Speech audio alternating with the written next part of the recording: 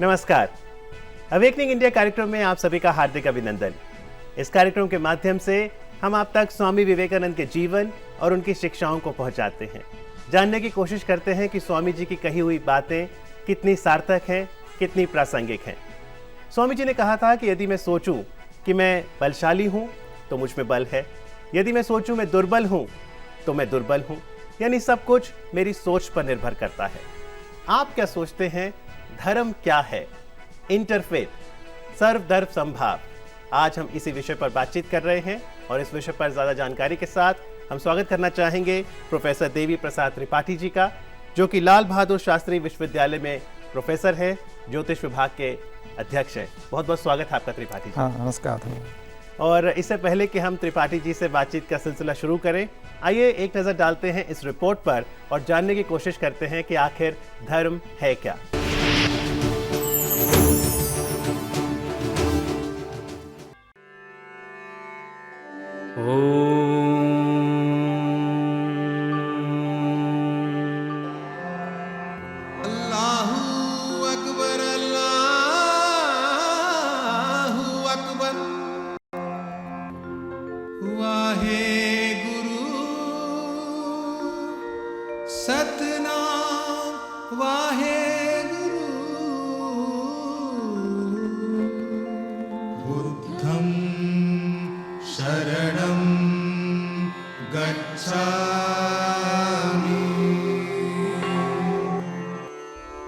धर्म क्या है? संप्रदाय, मजहब, कर्मकांड, रूढ़ियों एवं परंपराओं का घालमेल, या फिर सत्य सनातन आध्यात्मिक मूल्यों पर आचरण से उपजी ऊर्जा। संकीर्ण सांप्रदायिकता समाज को तोड़ती है, बांटती है, आपस में लड़ाती है, अंदर से अशांत बनाती है, जबकि उदात्त धार्मिकता, आध्यात्मिकता समाज को जोड़ती है, पिरोती है एक सूत्र में, आपसी सद्भाव बढ़ाती है और शांति एवं आनंद की अनुभूति कराती है। अगर ईश्वर एक है, मानव परिवार एक है, तो क्या धर्म भी एक नहीं होना चाहिए? क्या आध्यात्मिक मूल्य एक नहीं होने चाहिए?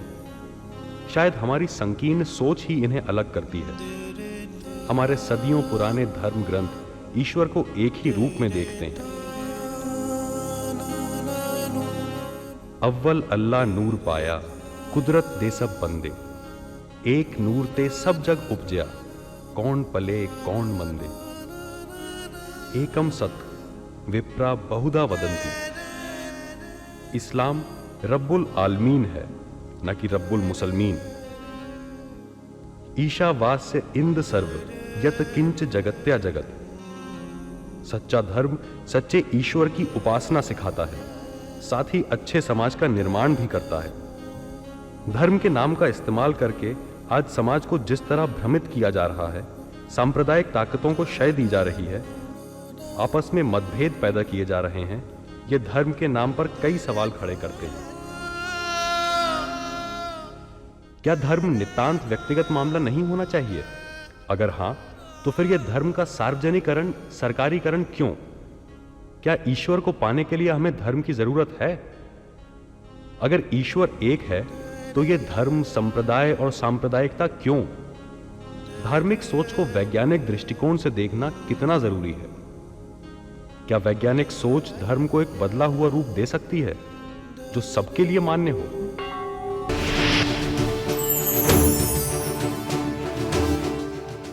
तो जैसा कि हमने इस रिपोर्ट में देखा, फिर चाहे व्यक्ति मंदिर जाए, मस्जिद जाए, गुरुद्वारा, चर्च या फिर कोई भी तीर्थ स्थल, उसका लक्ष्य एक ही होता है, ईश्वर प्राप्ति। लेकिन त्रिपाठी जी, आपसे जानना चाहेंगे, ईश्वर प्राप्ति के लिए क्या किसी धर्म को अपनाना जरूरी है?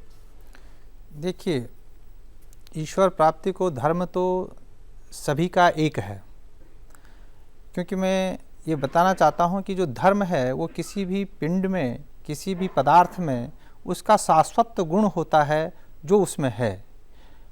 बात यह है कि ईश्वर की प्राप्ति और अपने लक्ष्य तक पहुंचने के लिए हमको एक रास्ता चाहिए। हम किस रास्ते को अपनाते हैं, किस मार्ग को अपनाते हैं कि जो हमको हमारे उद्देश्य तक पहुंचाता है। मुख्य रूप से ये हमारा एक पंथ है, एक रास्ता है, एक मार्ग है जो हमको हमारे ईश्वर तक पहुंचाता है। उस ईश्वर तक पहुंचने के लिए जितने भी हमारे पास इस समय धर्म के नाम पर हैं, वो सब हमारे रास्ते हैं, परंतु जहाँ तक हम ईश्वर की बात करते हैं वह तो एक है। और जहाँ तक रही बात धर्म की, धर्म में आपको ये कहना चाहता हूँ कि धर्म जैसे कि किसी पदार्थ में है, जैसे कोई व्यक्ति है, वह व्यक्ति पहले तो एक मनुष्य है, उसमें कौन सा धर्म है? मानवता उसका एक धर्म है, मनुष्य होने का उसका एक धर्म है। उसके बाद वो अलग अलग पिंडों में, अलग अलग चीज़ों में वो बढ़ता है। जैसे वो एक अध्यापक है, वो एक छात्र है, वो एक मजदूर है, अलग अलग व्यवसाय में जा कर के वो अलग अलग बनता है। वो एक अभिनेता है, वह नेता है। तो जो अब उसके बाद उसके धर्म अलग अलग बंट जाते हैं। अगर एक अध्यापक है तो उसका धर्म अलग है, वो एक विद्यार्थी है तो उसका धर्म अलग है, वो एक दुकानदार है तो उसका धर्म अलग है। अध्यापक का धर्म पढ़ाना रहेगा, तो अध्यापक का धर्म है भाई उसको पढ़ना और पढ़ाना, दुनिया का वो ज्ञान जो उसके पास है, जो दुनिया में है, उसको पढ़ करके अपने छात्रों को देना। यदि वो ये काम करता है तब तो वो अध्यापक के अध्यापकत्व का अर्थात उसके धर्म का सही सही निर्वहन कर रहा है। यदि वो ऐसा नहीं करता है तो वो अध्यापक के धर्म का निर्वहन नहीं कर रहा है। इसलिए कहते हैं कि जो धर्म है वो किसी भी पदार्थ के, किसी भी पिंड के मूल में होता है और वही धर्म उसकी पहचान है। इसलिए ये कहना है कि और दूसरे रूप में देखिए कि छात्र है, जब तक वह अध्ययन करता है, जब तक वह ढंग से पढ़ता है, तब तक वो छात्र है, तब तक वो विद्यार्थी है। जैसे ही वो अध्ययन बंद कर देता है उसके बाद तो उसको विद्यार्थी नहीं कहते हैं। तो हर व्यक्ति का, हर पिंड का अपने में एक धर्म होता है। दूसरे रूप में देखिए, धर्म उसको भी कहते हैं जैसे धारणा धर्म इत्याहु, किसी भी चीज़ को, जैसे अग्नि है, अग्नि का काम है जलाना, अग्नि का धर्म अलग है, पानी का धर्म अलग है, प्रकाश का धर्म अलग है। तो हर पिंड का, हर वस्तु का, हवा का धर्म अलग है। अब नदी का धर्म अलग है, नदी बह रही है, उसको जब हम पार करते हैं तो वो ये नहीं देखता है कि ये किस धर्म का अनुयायी है। अगर गंगा नदी है, उसमें कोई तैर रहा है और उसको तैरना नहीं आता है, तो किसी भी धर्म का या किसी भी पंथ का हो वो तो डूबेगा ना। तो वहाँ उस नदी का धर्म है कि उसको बहाना, उसको पार ले जाना, ये नहीं है। तो वो धर्म किसी भी पिंड में, किसी भी पदार्थ में शाश्वत होता है। अंतर इतना है कि भगवान तक पहुंचने के लिए हमने कौन सा रास्ता अपनाया। बहुत अच्छी बात है, मैं गणित की दृष्टि से आपको बताता हूं। जब आप किसी सर्किल को बनाते हैं तो किसी वृत्त को बनाएंगे, तो अगर आप ऋण धन में बनाएंगे तो वृत्त बन जाएगा, ऋण में बनाएंगे तो वृत्त बन जाएगा। आप उस प्रभु तक पहुंचने के लिए, एक व्यक्ति कहता है कि इस दुनिया में प्रभु है ही नहीं, वो नास्तिक है, परंतु चलते चलते चलते एक दिन उसको साकार हो जाता कि मैं हूं जी। तो एक व्यक्ति कहता ये है, वो चलते खोजते खोजते खोजते वो कहता मैं यहां हूं। तो ये दोनों प्रकार से जो उसको चाहिए उसको कोई चीज समझ में आ जाती है। तो तर्क से, बुद्धि से, हाँ इतनी बात जरूर है कि कभी कभी ऐसा होता है कि उस ईश्वर तक पहुंचने के लिए अगर हमको, जब तक हमारा भाव समर्पण का नहीं होगा, जब तक हमारा भाव अंधविश्वास का होगा, जब तक हमारा भाव परिस्थिति जन्य होगा, जब तक हम दिग्देश काल के परिधि में रहेंगे, तब तक हम उस तक नहीं पहुंच सकते हैं। अगर उस तक पहुंचना है हमको, तो सबसे पहले हमको एक विश्वास बहुत जरूरी होना चाहिए। और आपको लगता है त्रिपाठी जी, हर धर्म वो विश्वास देता है, कोई धर्म किसी अन्य धर्म से बेहतर या कम नहीं है? बिल्कुल नहीं। क्यों नहीं है? क्योंकि किसी भी पंथ में, किसी भी धर्म में, जिसको आज आप धर्म के नाम से कह रहे हैं, मैं उनको थोड़ा सा ये मानता हूं कि ये अलग अलग रास्ते हैं। धर्म तो इस दुनिया में एक ही है और वो अलग नहीं हो सकता है। अगर हम उसको अलग करते हैं तो यही विभेद शुरू होता है। हाँ, वहां तक उस सत्य को पाने के लिए हमारे पास रास्ते भिन्न भिन्न हैं। जो उस सत्य तक पहुंच जाता है वो उसको उसका लक्ष्य मिल गया। जो उस सत्य तक नहीं पहुंचा, उसको उसका लक्ष्य नहीं मिला, वो भटक गया। परंतु उसको भटकाव न मिले, इसलिए वो कोई न कोई रास्ता, कोई न कोई चीज को लेकर के आगे बढ़ता है और वह अपने ईश्वर तक पहुंचता है। जी, सत्य की खोज ही धर्म है, ईश्वर तक पहुंचने का मार्ग धर्म है। और स्वामी विवेकानंद ने भी सभी धर्मों को जोड़कर देखने की बात कही। यहाँ पर त्रिपाठी जी ने कहा कि हम में से जो भी अपना काम कर रहा है, विद्यार्थी है, उसका कर्तव्य है पढ़ना, तो वो उसके लिए धर्म हो गया। अध्यापक के लिए धर्म है पढ़ाना। हमने एक और अध्यापक से बात की, आप जवाहरलाल नेहरू विश्वविद्यालय में प्रोफेसर रह चुके हैं, प्रोफेसर JS नेकी, और उन्होंने हमें बताया कि हम धर्म को किस तरह समझें।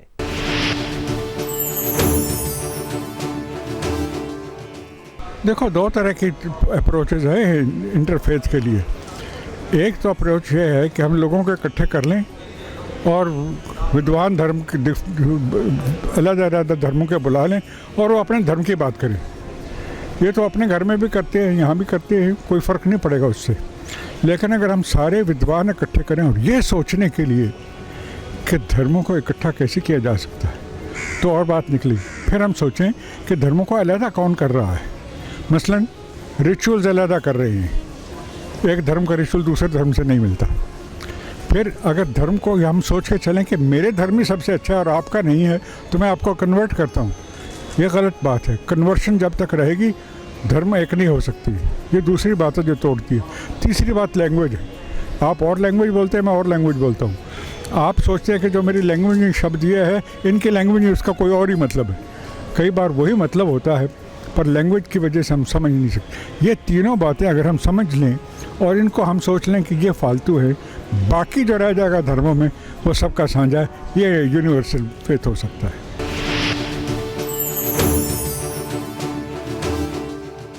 तो प्रोफेसर नेगी से हमने जाना कि क्या चीज़ें धर्म में साझा हैं, लेकिन त्रिपाठी साहब, धर्म की जब बात होती है साथ ही साथ अधर्म की बात भी होती है। आपको लगता है कहीं ना कहीं मतभेद इसलिए हो सकता है कि किसी एक व्यक्ति का धर्म दूसरे के लिए अधर्म हो सकता है?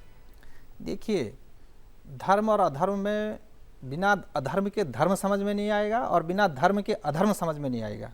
अब बात बहुत स्पष्ट है कि हम थोड़ी देर के लिए आपको एक पक्ष रखते हैं कि जो राम का धर्म है वह रावण के लिए अधर्म है और जो रावण का धर्म है वह राम के लिए अधर्म है। तो इसलिए ये सिद्ध होता है कि धर्म और अधर्म में ज़्यादा अंतर नहीं है। अब प्रश्न है कि धर्म किसको कहना चाहिए? धर्म उसको कहना चाहिए जो किसी भी समाज के, किसी भी व्यक्ति के, किसी भी पिंड के यदि उत्थान में बाधक बनता है, यदि उसके गति को अवरोध करता है, तो वो अधर्म है।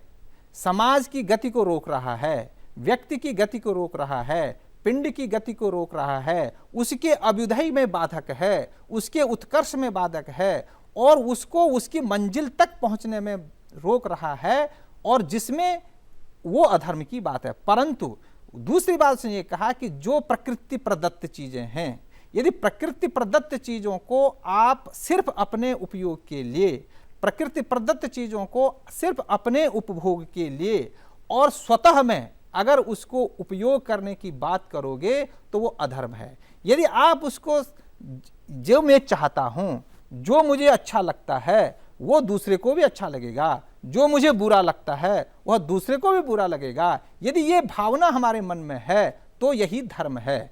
और हम किसी को, जब मुझे किसी चीज को आगे बढ़ना अच्छा लगता है तो मुझे दूसरे को भी आगे बढ़ने देना चाहिए। यही अंतर आता है कि जब हम किसी भी व्यक्ति को, किसी भी पिंड को, किसी भी पदार्थ को उसके मंजिल तक जाने की बात को रोकते हैं और सिर्फ उसमें अपने विचारों को थोपते हैं और अपने विचारों से चलने की बात उसको करते हैं, तो मैं समझता हूं यही अधर्म है। जी, तो शायद धर्म जो है हमें निस्वार्थ होकर कार्य करने की प्रेरणा देता है ताकि हम अपनी मंजिल तक पहुंच सकें और हम बाधा ना बने अन्य लोगों के लिए, वह भी अपनी मंजिल तक पहुंच सके। लेकिन इस समय समाज में क्या विसंगतियां आ गई हैं, धर्म को लेकर क्या भ्रांतियां हैं, ये भी हम जरूर जानेंगे त्रिपाठी जी से। लेकिन फिलहाल हम यहाँ पर अवेकनिंग इंडिया में एक ब्रेक के लिए रुकेंगे और इस ब्रेक के दौरान, जैसा कि हर बार हम अपने अंक में दिखाते हैं, आइए जानते हैं स्वामी विवेकानंद के कुछ सशक्त विचार।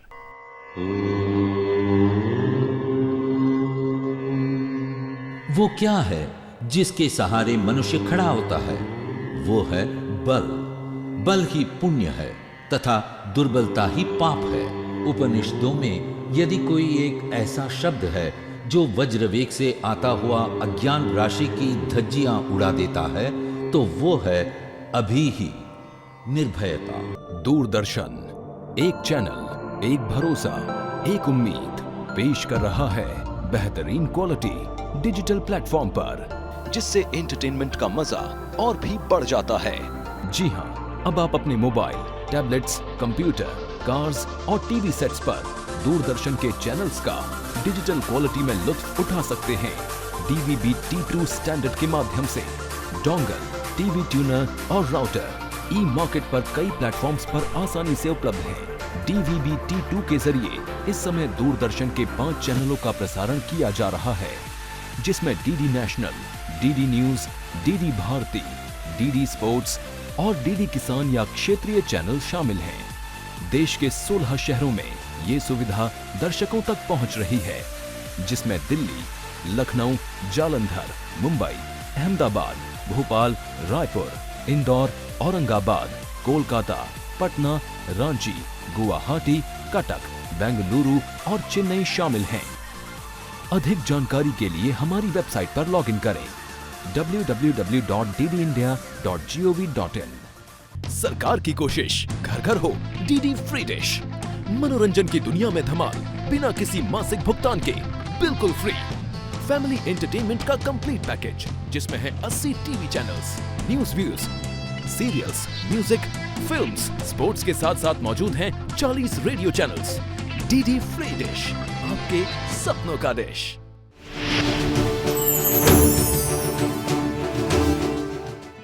अवेकनिंग इंडिया में आपका एक बार फिर स्वागत है। हम बातचीत कर रहे हैं प्रोफेसर डीपी त्रिपाठी जी के साथ। प्रोफेसर त्रिपाठी, शिकागो में जो धर्म संसद हुई और वहां पर स्वामी विवेकानंद ने जो अपना वक्तव्य रखा, क्या कहा? देखिए, स्वामी विवेकानंद जी ने वहाँ पर सबसे बड़ी पहली बात यही कही कि देखो, मैं यहाँ पहली बात तो ये है कि शिकागो वासियों को मैं बहुत धन्यवाद देना चाहता हूँ।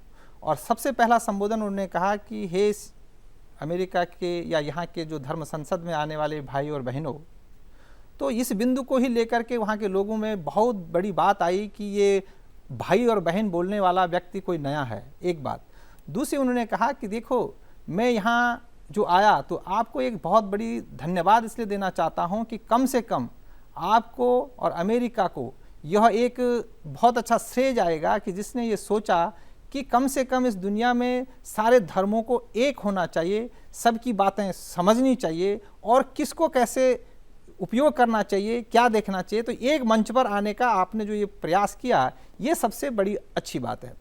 दूसरे उन्होंने वहाँ जो एक सबसे बड़ा संदेश दिया, वो ये कहा कि देखो, मैं जिस देश से आया हूँ, मैं जहाँ से आया हूँ, मेरा देश, मेरा जो जगह है, वहाँ जो मैं धर्म की बात करता हूँ, तो मैं यहाँ आकर के जो मैंने देखा और जो मैं देख रहा हूँ, उससे मुझे ऐसा लगता है कि जो एक दूसरे जो धर्म के लोग हैं या जो मेरी बात है, तो कम से कम एक एकत्व की ओर जाएगा और एक जगह पहुँचेगा। तो उन्होंने यही बात कही कि ये जो कहते हैं कि भाई तुम दूसरे के धर्म का प्रचार करो और तुम दूसरे के धर्म का प्रचार करो, तो प्रचार करने के साथ साथ उन्होंने कहा कि मैं इसमें विश्वास नहीं रखता और धर्म का प्रचार करना ये उद्देश्य नहीं होना चाहिए। धर्म का प्रचार, मेरा उद्देश्य क्या है? उन्होंने कहा मेरा उद्देश्य यही है कि यहाँ आकर के जो सत्य है उसको दुनिया जाने, और जब दुनिया सत्य को पहचान जाएगी तो कभी भी विभेद नहीं होगा और वो भेद मिट जाएगा।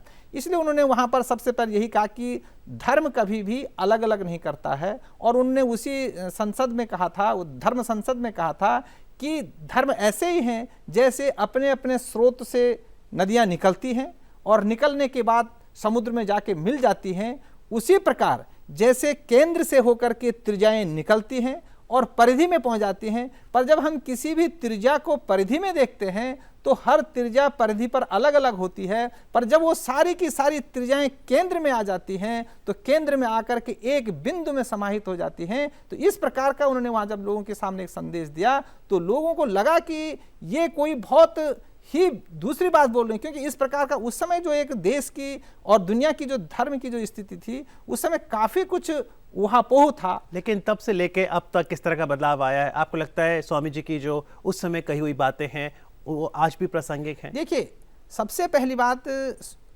हिंदू धर्म के विषय में या भारतीय धर्म के विषय में या भारत के विषय में उस समय तक जो लोग समझते थे वहाँ पर, वो ये समझते थे कि शायद भारत में बहुत से लोगों को ये पता था कि वहाँ पर धर्म की कोई बात नहीं होती है, इसलिए शायद वो पिछड़े हैं। जब स्वामी जी ने वहाँ पर जाकर के बोला कि एशिया महाद्वीप में सबसे ज़्यादा धर्म है, और कूप मूट मंडूक का उदाहरण भी दिया, और उन्होंने ये भी कहा इसलिए ऐसी बातें, और फिर उन्होंने सारे धर्मावलंबियों को ये कहा कि ये कहना कि मेरा धर्म बड़ा है, मेरा धर्म बड़ा है, मेरा धर्म बड़ा है, ये नहीं कहना चाहिए। इसलिए उन्होंने वहाँ पर एक उक्ति बताई, एक उदाहरण दिया कि जैसे कि एक कुआं है, उस कुएं में एक मेंढक है और वो मेंढक ने उस कुएं को साफ कर लिया, पानी कीड़े मकोड़े खा करके वो पानी को स्वच्छ रखता है, साफ रखता है, और उस साफ और स्वच्छ रखने के बाद वो ये समझता है कि मेरा कुआं जितना सुंदर है और इसका पानी जितना निर्मल है और इतना बड़ा है कि इससे बड़ा दुनिया में कोई दूसरा हो ही नहीं सकता है।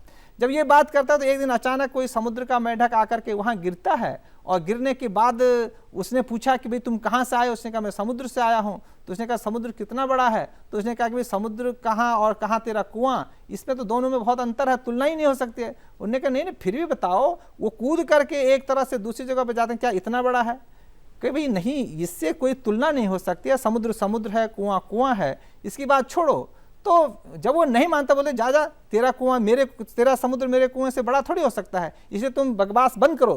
तो तब उसने कहा, जो समुद्र से आया हुआ मेंढक था, उसने कहा अरे कूप मंडूक बाहर निकल। तो स्वामी जी ने वहाँ यही कहा कि मैं हिंदू धर्म से आया हूँ, मैं ये कहूँ कि हिंदू धर्म सबसे बड़ा है, कोई दूसरे धर्म से आया हुआ है वो ये कहे कि मेरा धर्म सबसे बड़ा है, ये नहीं होना चाहिए। इसलिए उन्होंने वहाँ एक संबोधन बहुत अच्छा किया, अरे कूप मंडू को, इस कुएं से बाहर निकलो और कुएं से बाहर निकल करके समुद्र को देखो, कितना विराट है, कितना बड़ा है, और उस समुद्र में जिसमें सारी नदियां मिलके आ जाते हैं, सब एक हो जाते हैं। तो ये उनका जो सबसे बड़ा संदेश था, और इसको सुन करके वहां के लोगों को बहुत ही उत्तम लगा। दूसरी ये चीज जी, अरे कूप मंडू को, अपने कुओं से बाहर निकलो, ये कहना था स्वामी विवेकानंद का शिकागो अमेरिका में जब वहाँ पर धर्म संसद हुई थी। त्रिपाठी जी से ज़रूर आगे बातचीत करेंगे, लेकिन फिलहाल फादर डोमिनिक इमैनुअल से हमने बातचीत की। आइए जानते हैं कि उनका धर्म के विषय पर क्या कहना था।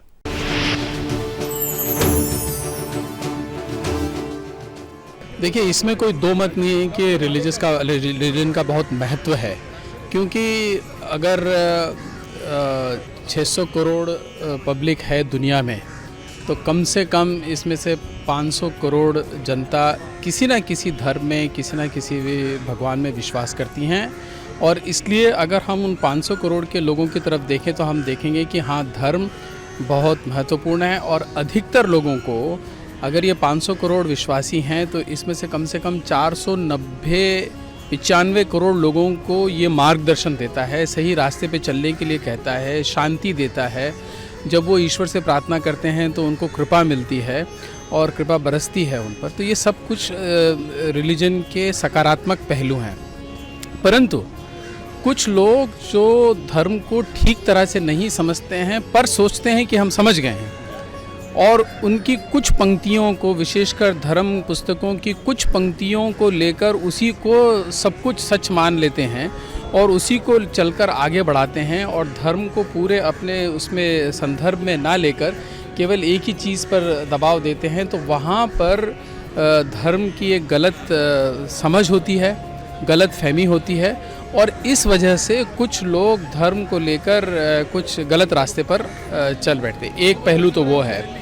दूसरा पहलू यह है कि कई लोग ऐसे हैं जो मानते हैं कि धर्म अच्छा है और धर्म अच्छी शिक्षा देता है, परंतु अपने व्यक्तिगत जीवन में उन शिक्षाओं को उतारने में और उन पहलुओं को लाने में वो अब थोड़ा असमर्थ होते हैं या उसको कठिन पाते हैं।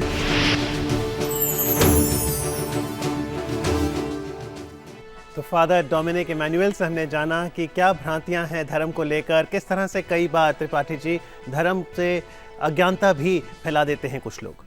नहीं, अगर देखा जाए तो धर्म का जो तत्व है वो बुद्धि से जाना जा सकता है। बुद्धि कभी भी किसी व्यक्ति को अधर्म की बात नहीं कह सकती है। निश्चयात्मिका बुद्धि, कभी भी आप अपने मन से, अपनी अंतरात्मा से पूछिए, कभी भी वो गलत नहीं बोलेगी। आदमी गलती कब करता है? जब वो ईर्ष्या में पड़ता है, द्वेष में पड़ता है, दुर्भावना में पड़ता है, अहंकार में पड़ता है। अहंकार, ईर्ष्या, द्वेष, अन्य जितनी भी ये चीज़ें हैं, ये सब हमारे सत्य को प्रभावित करते हैं। तो इसे दूर करने के लिए आपको लगता है शिक्षा की जो प्रणाली है उसको सशक्त करना होगा? हाँ, इसे दूर करने के लिए शिक्षा की प्रणाली, और ऐसी शिक्षा की प्रणाली जो वास्तविक शिक्षा है। इसीलिए स्वामी जी ने एक बहुत चीज़ पर जोर दिया कि धर्म की शिक्षा समाज को जरूर मिलनी चाहिए। और आज जो सबसे बड़ी गड़बड़ी हो रही है, वह समाज को धर्म की शिक्षा नहीं मिल रही है, पंथ की शिक्षा मिल रही है। समाज में जो विभेद हो गया है, वो धर्म को हमने पंथ से जोड़ दिया है, और धर्म को पंथ बना दिया है। तो व्यक्ति कहता है कि धर्म की बात करना ही पाप हो गया है। अर्थात धर्म को समझने के लिए बुद्धि चाहिए, और बुद्धि का उपयोग करना ही यदि पाप हो जाएगा तो समाज कहाँ जाएगा? तो आपको क्या लगता है त्रिपाठी जी, चलते चलते जितने भी धर्म गुरु हैं जो आपसी सौहार्द की बात करते हैं, क्या करना होगा, किस तरह सोच में बदलाव लानी होगी ताकि सर्वधर्म संभाव और सशक्त हो? सबसे पहली बात यह है कि हर धर्म का अपनी जगह पे बहुत बड़ा स्थान है। स्वामी विवेकानंद ने शिकागो में जो अंतिम धर्म जिस दिन समापन था उस दिन यही कहा था कि मेरे भाइयों, मैं यहाँ आया हूँ इसलिए नहीं कि ईसाइयों को हिंदू बनाऊं, यदि मैं ऐसा करता हूं तो ये बहुत बड़ा पाप करूंगा। क्यों पाप करूंगा? क्योंकि किसी भी व्यक्ति की, जब तक हम किसी व्यक्ति का जो समाज में है, समाज में बहुत तरह के व्यक्ति रहते हैं, सबका सोचना अलग अलग है, सबका खान पान रहन सहन इच्छाएं प्रवृत्तियां सब भिन्न भिन्न है। हम दिक्कत कब होती है? जब हम सबको एक जैसा करने की बात करते हैं, सबको एक जैसा करने के लिए सलाह देते हैं, सबको एक जैसा करने के लिए हम प्रेरित करते हैं। यही सबसे बड़ा अधर्म है। यही चीज नहीं होना चाहिए। सबको स्वतंत्र है अपनी विद्या बुद्धि विवेक और अपने सोच पर, परंतु ये कब होगा? जब समाज में शिक्षा का प्रचार होगा, शिक्षा बढ़ेगी। परंतु आज जो शिक्षा बढ़ रही है वह शिक्षा सिर्फ एक पक्ष पर रह करके रह जाती है। उसमें शिक्षा का जो एक सही मतलब होना चाहिए वो धीरे धीरे उससे बिछुड़ रहा है। अंतर क्या है? शिक्षा हम सिर्फ दे रहे हैं किसके लिए? अच्छी सी अच्छी नौकरी पाने के लिए, पैसा कमाने के लिए। परंतु पैसा कमाना भी व्यक्ति का एक धर्म है। पर हमारे यहाँ 4 पुरुषार्थ कहे गए, धर्म अर्थ काम और मोक्ष। इसमें जो पहला पुरुषार्थ है वह धर्म है। धर्म का मतलब है सद असद का विवेक, सही और गलत की पहचान। जब तक सही और गलत की पहचान हम समाज को या किसी व्यक्ति को नहीं देंगे तब तक उसकी वो समाज में क्या करेगा जी? तो सही सद असद का विवेक करना, सही और गलत का निर्णय करना, यही मूल रूप में धर्म है। परंतु जब हम इसको पंथ से जोड़ते हैं तो विवाद शुरू हो जाता है। जी, तो सच को जानना ही धर्म है। और जैसा कि त्रिपाठी जी ने कहा कि धर्म को हमें बुद्धि से जोड़ के देखना होगा। यदि हमारी सकारात्मक बुद्धि होगी तो पॉजिटिव विचार आएंगे और कहीं ना कहीं समाज जागृत होगा। त्रिपाठी जी, आज चर्चा करने के लिए बहुत बहुत शुक्रिया। धन्यवाद। और यदि आप अवेकनिंग इंडिया पर कोई सुझाव देना चाहें, प्रतिक्रिया भेजना चाहें तो हमारे कार्यक्रम का ईमेल का पता नोट ज़रूर कर लें, awakeningindia.dd@gmail.com। आज के अंक में बस इतना ही। पूरी टीम को दीजिए इजाज़त। नमस्कार। वो क्या है जिसके सहारे मनुष्य खड़ा होता है? वो है बल। बल ही पुण्य है तथा दुर्बलता ही पाप है। उपनिषदों में यदि कोई एक ऐसा शब्द है जो वज्रवेग से आता हुआ अज्ञान राशि की धज्जियां उड़ा देता है तो वो है अभी ही।